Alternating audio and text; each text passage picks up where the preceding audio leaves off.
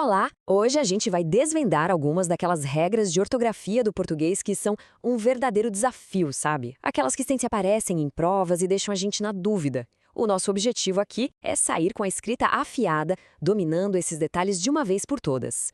S ou Z, G ou J, CH ou X. Essas são as dúvidas que, vamos combinar, tiram o sono de muita gente na hora de escrever. Mas a boa notícia é que na maioria das vezes não é aleatório não. Existe uma lógica por trás da grafia correta, e é justamente essa lógica que a gente vai explorar agora. Então, esse aqui é o nosso roteiro. Vamos passar por cada um desses duelos ortográficos, um por um, para construir um conhecimento sólido e, com sorte, não errar mais. Ok, vamos começar com o primeiro grande desafio. Quando usar S e quando usar Z? A chave aqui é entender que não é um sorteio. Existem padrões bem claros que a gente pode seguir. A primeira regra é super direta. Se a palavra for um adjetivo e terminar com aquele som de oso ou osa, indicando que algo tem bastante de uma qualidade, a grafia é sempre com um S. É só pensar, oso e osa puxam S. E aqui, os exemplos deixam isso bem claro. Gostoso, cheiroso, gasoso, todos seguem esse mesmo padrão.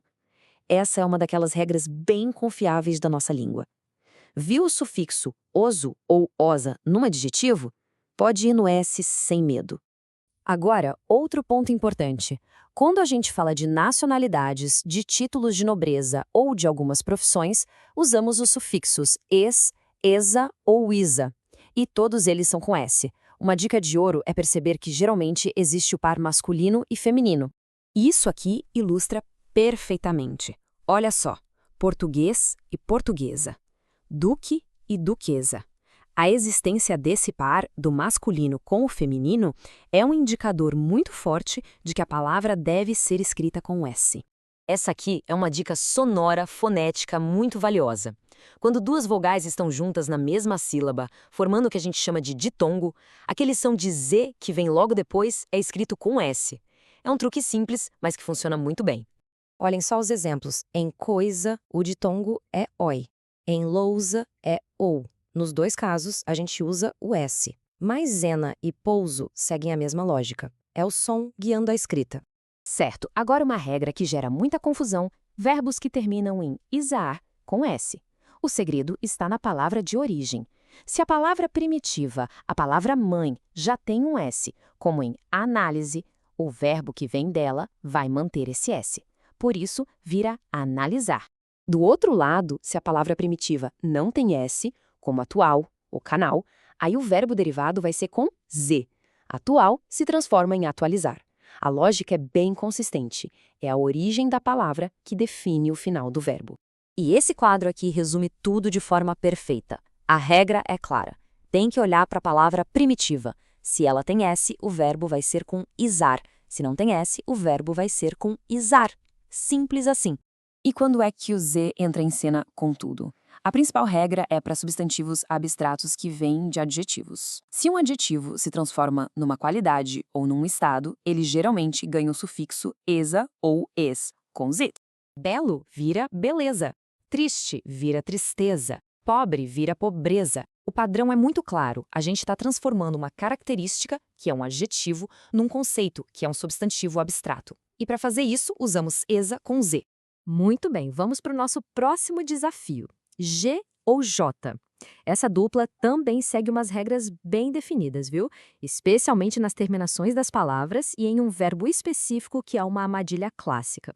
A chave aqui é a consistência. Substantivos que terminam com agem, igen e ugem são quase sempre com G. A mesma coisa vale para ágio, égio, ógio. Se a gente memorizar essas terminações, já resolve um monte de casos. Passagem, garagem, pedágio, relógio, todos se encaixam perfeitamente na regra. E vale prestar uma atenção especial na palavra viagem como substantivo, porque ela nos leva direto para aquela armadilha que eu comentei. E aqui está ela, a famosa pegadinha de prova. A viagem, o passeio, é um substantivo e por isso se escreve com G. Mas espero que eles viajem do verbo viajar é com J. A pronúncia é idêntica, mas a classe da palavra e a escrita são diferentes. É um detalhe, mas um detalhe crucial. Chegamos ao nosso último duelo, CH ou X. Embora possa parecer mais complicado, existem algumas dicas bem diretas para nos guiar e também uma exceção importantíssima que a gente precisa gravar. Bom, a regra geral para o X é bem clara e se aplica em 3 situações principais. Primeira, usamos X depois de ditongos, como em caixa.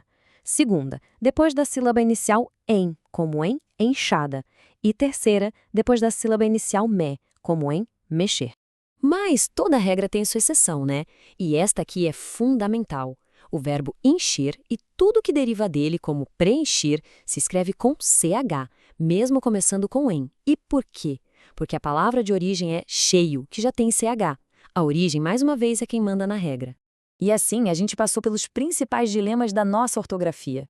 A ideia dessa análise foi transformar aquela confusão toda em confiança, mostrando que, quando a gente conhece os padrões, fica muito mais fácil dominar a escrita.